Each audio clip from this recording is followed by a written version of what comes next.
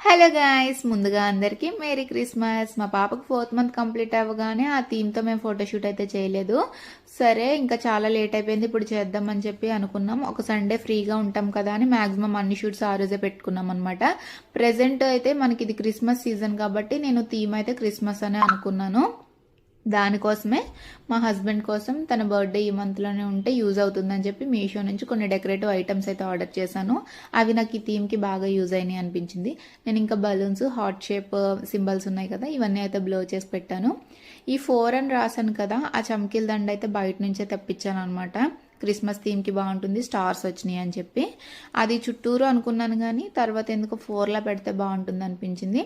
ఇంకా క్రిస్మస్కి రెడ్ కాబట్టి రెడ్ కలర్ ఫ్రాక్, అలాగే శాంటా క్లాస్ పెట్టుకుంటారు కదా హ్యాట్, అవన్నీ అయితే మా పాపకు పెట్టి అలా రెడీ చేశాను.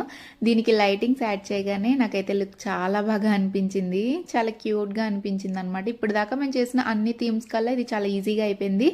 ఆల్మోస్ట్ నాకు ఒక 20 minutesలోనే కంప్లీట్ అయిపోయింది అనమాట. పాప కూడా చాలా కోఆపరేట్ చేసింది. మీకు ఎలా అనిపించిందో లైక్ చేయండి, కామెంట్ కూడా చేయండి.